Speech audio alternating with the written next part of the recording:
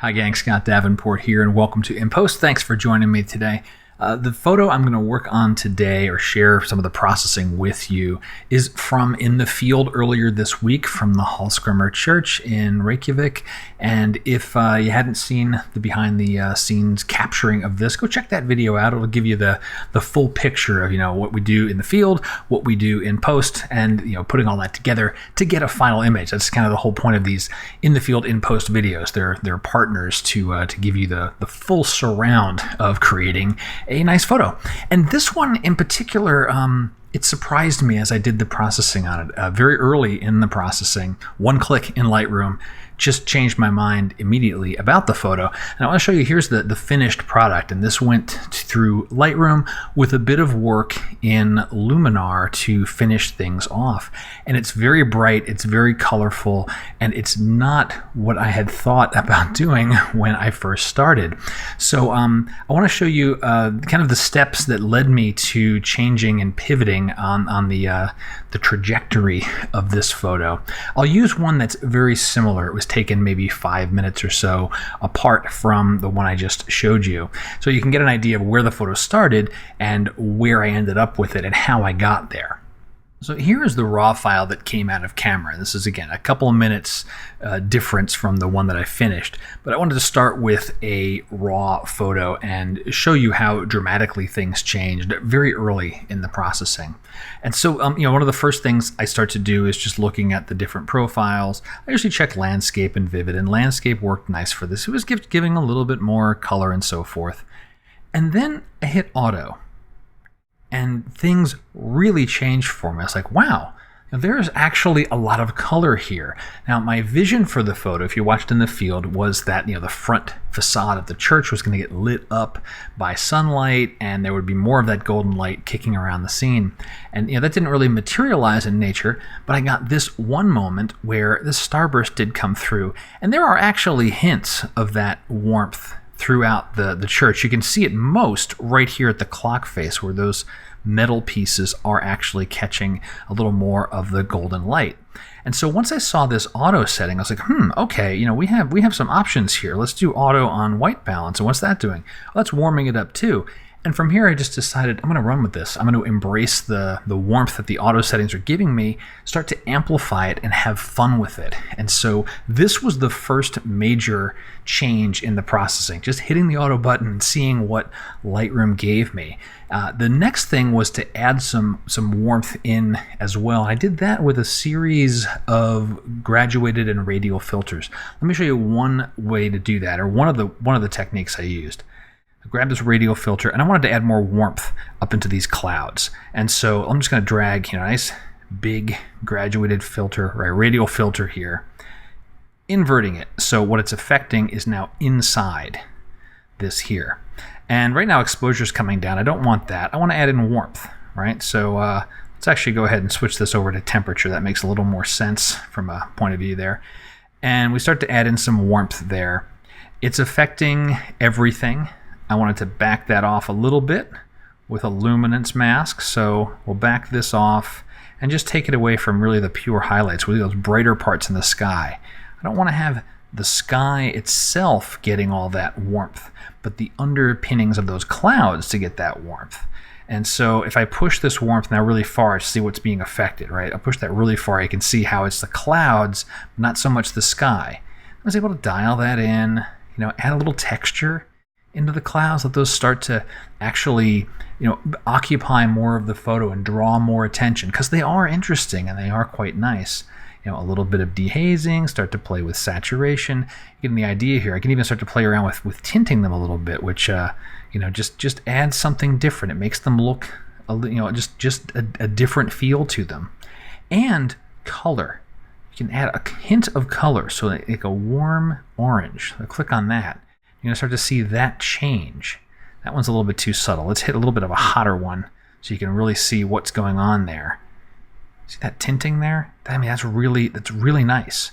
That might be a little bit strong, but you're getting the idea here. My point is, this is one of the things that I did to a few regions of the photo. One other area I did that as well is on the front of the church. So I could take this same pin, duplicate it, and then drag it over and start to shape it for the front of the church, right? And this is sloppy. I need to do some masking, but you can see how I'm getting that orangey warmth coming in on the front of the church. So I did this in a few places to just amplify warm tones in the sky, countering that with some other cooler tones for empty areas of the sky, doing some more, cooling down of the blues here, trying to play along with that. Got to that certain point of the processing, and what I really wanted to finish it off with was a touch of like a glow, like an Orton effect for just the foreground, just this greens and flower areas down here on the bottom.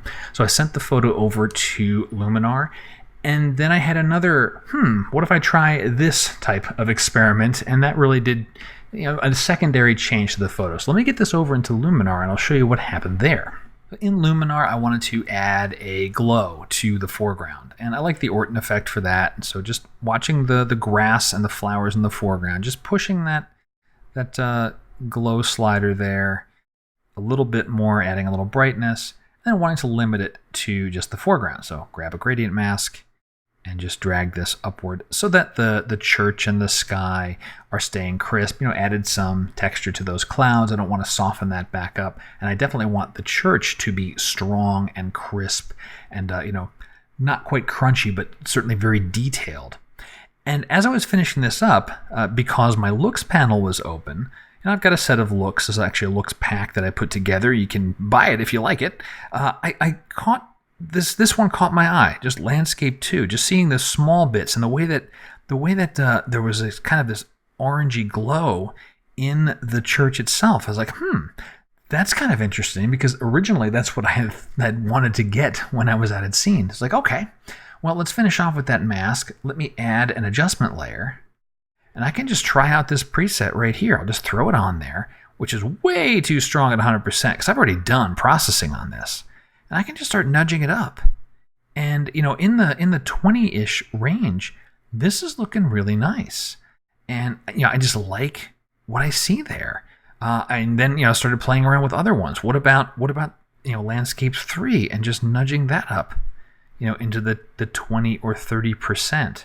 And that one's looking really good as well. I think I'll just disable the Orton part of that preset because I don't want to add glow. I did that already, and just liked what happened here. If I turn off and on that adjustment layer, here's off and here's on. It's just adding something else. The colors are really interesting. I think a final tweak I did to this one, because the yellows look a little bit hot, especially that sunburst. I do have an HSL applied here. And yeah, so I'll turn that off too. The colors don't need to be that bright for the, especially for the oranges and yellows. And this is where I ended up. I think the final touches were adding some more structure to the church, so that get really had a powerful, dominating feel in the photo, because that's how this church is in Reykjavik. It dominates this hilltop and the landscape there. And so this was it. It was just having fun with the color and letting some of the what if experiments that surfaced during the processing of this, running with them and seeing where it took me. And I was happy that I did that. I didn't keep my complete preconceived notions of what the processing should be. Let myself play and experiment a little bit, and came away with something that I think it's a little more colorful, a little more it's a little less realistic, but I think it's much more intriguing, and it's certainly pleasing to look at. In the fine art category, something that you look at because you like the way it looks. It doesn't have to represent reality. Like Van Gogh's Starry Night, right? Stars don't look like that, but man, do I love looking at that painting. So that's going to do it for this week's In Post. I hope you've enjoyed it, and if you did, let me know somehow. Comments below. Got questions about photography, hit me up. If you're a subscriber to the channel, thanks very much. If you're a supporter on Patreon, thank you doubly much. Your contributions make videos like this possible. And until next time, my name's Scott Davenport, and happy shooting.